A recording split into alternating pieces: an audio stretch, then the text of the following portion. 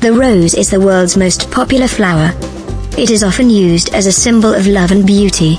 Roses are also used as a subject in different art forms, such as painting, sculpture, music, and film. By following a few simple steps, you can draw this blossom yourself. The best way to draw a rose depends on how good your fine motor skills are. If you are a beginner at drawing, you must follow this simple process. First, determine the upper middle part of your drawing area.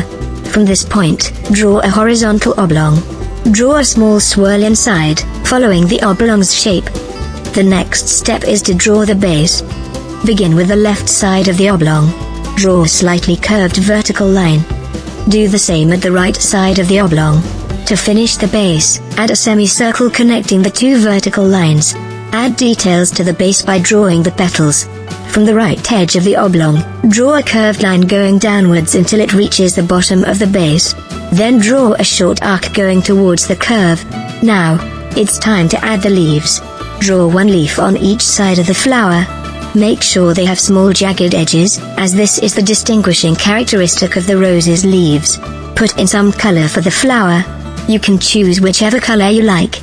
You may also choose a particular color to represent an abstract idea. Select red if you want to express love and passion. Pick out white if you mean to convey purity and innocence. Or you can choose yellow if you want to show happiness and friendship. And there you have it, a beginner's rose. But if you have intermediate skills in drawing, you can follow these instructions instead to create a more elaborate rose.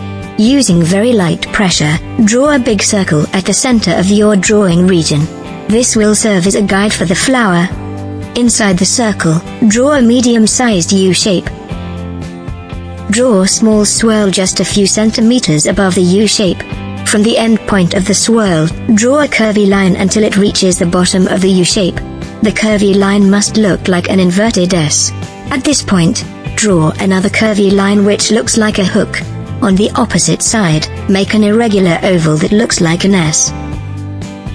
It's time to draw the petals. Using the outer circle as a guide, trace several arcs around the base of the rose. Make sure that you use light lines, as these will serve as an outline for the petals. You can now carefully remove the big circle. After that, sketch out the stem and the leaves of the flower. To do this, you must draw two lines from the bottom of the flower going downwards. Trace one leaf on each side of the stem. This whole drawing is now the draft for the rose.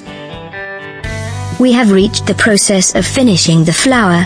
Go back to the semicircles and substitute them with pointed curly braces. Redo the leaves as well, tracing the edges with little toothed lines. Remove all the unwanted traces of lines. Give your bloom a color, whether it is red, pink, yellow, or black. Your elaborate rose is now complete. If you are looking forward to creating a more complicated and realistic rose, you can adopt this procedure. Begin by drawing a large circle in the middle of your drawing area. Draw an oblong at the center of the ellipse. Make a curved line going downwards on each side of the oblong. Connect these two lines with an arc. Going back to the oblong, draw a small twirl at the middle. Slowly add the small petals by tracing small arcs around the swirl. As you go further, draw medium-sized curvy arcs encircling the smaller ones. Don't forget to put a few wavy lines towards the base. This creates the fold of the flower. Add more petals to the drawing. Make the petals larger as you shift farther away from the center of your rose. Do this until you reach the edge of the guiding circle. It is alright to go outside of the boundary. Don't be afraid to produce irregular lines because these will add realism to your bloom. Then, remove all the unnecessary lines from your drawing. Your creation is almost finished. At this stage, you can add color to your artwork. This time, we will use two colors. Fill the flower with pink first.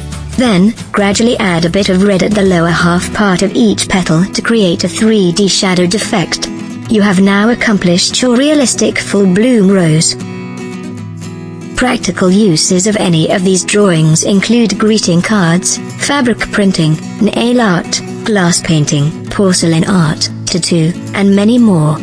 Integrating roses in just about anything will be a breeze once you have mastered these techniques.